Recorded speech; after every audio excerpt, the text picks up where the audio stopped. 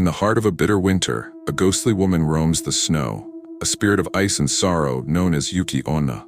3 bone-chilling tales of cold despair await you. Dare to watch and feel the endless chill?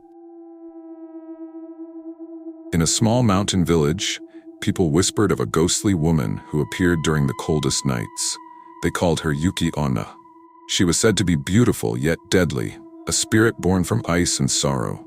One chilly evening, a young man named Hiro set out to return home through the snowy forest. Hiro had heard the stories since he was a child. He did not know that his journey would soon turn into a fight for his very life. Hiro walked along a narrow path lined with snow-covered trees. The moon was hidden behind thick clouds, and the only light came from a few flickering lanterns in the distance. As he trudged through the snow, he felt a strange stillness in the air. The cold bit at his skin, and his breath turned to mist in front of him. He tried to hurry, but the deep snow slowed his steps. Suddenly, Hiro saw a pale figure standing by the side of the path. The figure was a woman dressed in a long white kimono that seemed to glow faintly in the dim light.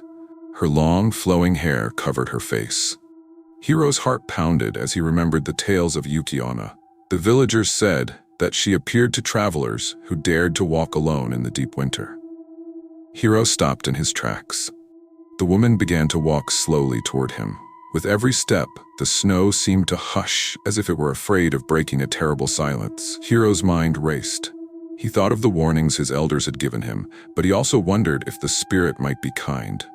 Still, the cold fear inside him grew stronger. The woman came closer until Hiro could see her eyes, pale and cold as the winter itself. She did not speak a word. Instead, her gaze seemed to freeze Hiro in place. He tried to move, but his feet felt stuck in the snow. As she reached out with a delicate hand, Hiro felt an icy chill run down his spine. In that moment, he knew that this Yuki Onna was not here to bring comfort. She was here for a darker purpose. Hiro tried to cry out, but no sound came from his lips. The ghostly woman slowly reached him. Her hand brushed against his cheek, and the cold was so intense that it felt like a freezing blade. In that brief contact, Hiro felt his warmth drain away. He knew his fate was sealed. The spirit's touch left him numb, and he sank slowly to the snowy ground. As Hiro lay there, the world around him faded into a deep, endless winter. The snow continued to fall, covering his body as if he were nothing more than another lost soul in the forest. The Yuki Onna turned away slowly, disappearing into the drifting snow without a word. No rescue came that night, and by dawn, only a silent, frozen path remained, a grim reminder of a life claimed by a vengeful spirit. In a coastal town where winter winds howled over the sea, a legend was told of a spirit who appeared when the fog rolled in from the icy waters. This spirit was known as Yuki Onna. One evening, a young woman named May decided to cross the narrow bridge that led to the old part of town. She had heard the stories many times but did not believe that such a spirit could be real. Yet, as the night grew darker and the mist thickened, May felt a chill that went beyond the cold wind. May stepped onto the bridge, which was shrouded in a soft, ghostly fog. The sound of the sea crashing against the rocks below mingled with the whispers of the wind. With each step, the mist grew denser, and soon May could barely see a few feet ahead. Then, in the midst of the fog, a figure appeared at the far end of the bridge. It was a woman with long white hair and a flowing kimono that blended with the swirling mist. May's heart raced. The figure moved gracefully toward her, as if gliding on the air. Her eyes, when they met May's, were as empty and cold as the winter sea. May felt both drawn to and terrified by the spectral presence. The woman's face was pale and serene, yet there was an undeniable sorrow in her gaze that sent shivers down May's spine. As the ghostly woman approached, the fog around her seemed to part, revealing her full form.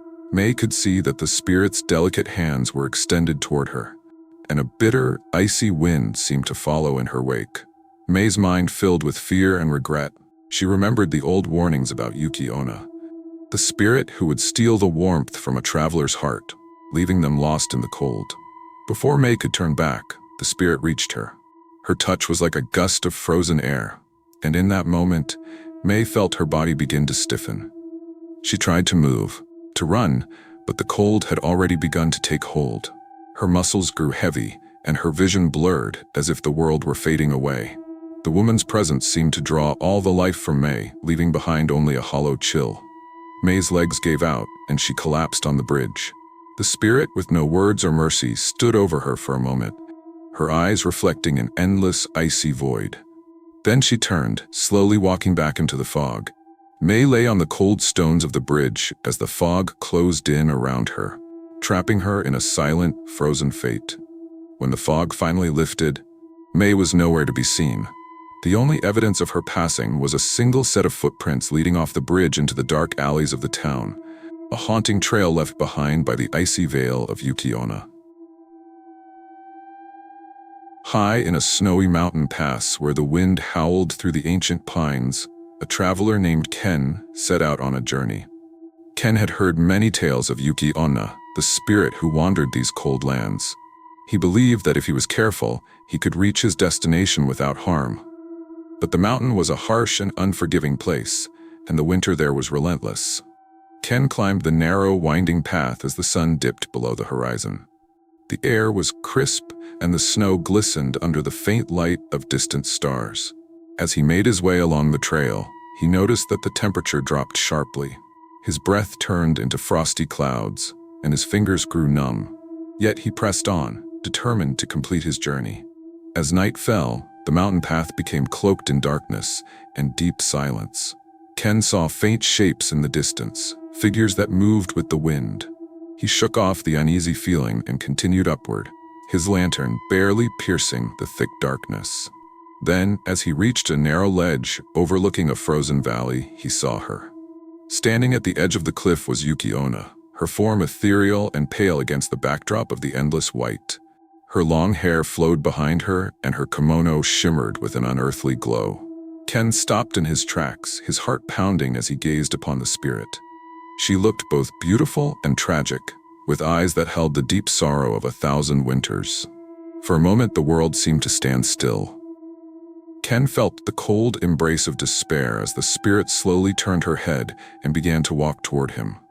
Her steps were silent on the snowy ground, and each movement filled Ken with a profound sense of dread. He tried to call out, but his voice was lost in the bitter wind. The spirit came closer until her presence was all-encompassing, and Ken realized that escape was impossible. Yuki Onna extended a delicate hand toward him. As her touch brushed against his skin, a freezing chill spread through Ken's body. He felt the warmth of his life slowly draining away, replaced by a cold so deep it burned like ice. His limbs grew heavy, and he sank to his knees, unable to fight the encroaching frost. The spirit's gaze was both sorrowful and unyielding, as if she carried the weight of an endless winter. In that final moment, Ken understood that his journey was over. The mountain, the endless snow, and the ghostly presence of Yuki Onna had claimed him. The bitter cold enveloped him, and he was lost in the endless night of the mountain pass. No hero emerged from that frozen ledge, only the silent, stark truth of a fate sealed by the unforgiving winter. When dawn broke over the snow-covered peaks, there was no sign of Ken. The mountain stood silent and still, holding its secrets as the legend of Yuki Onna grew ever darker, a reminder that some journeys end in eternal frost. As the icy grip of night gives way to a cold, uncertain dawn, these three haunting tales of Yuki Onna remind us that not every path leads to a safe return. In frozen forests, on lonely bridges, and high among desolate peaks, the ghostly spirit roams, claiming those who dare to cross her path. Thank you for joining us on this chilling journey into the heart of endless winter. Remember, sometimes the cold never truly lets go. Stay wary, for the frost of despair can touch anyone who wanders too far into the night.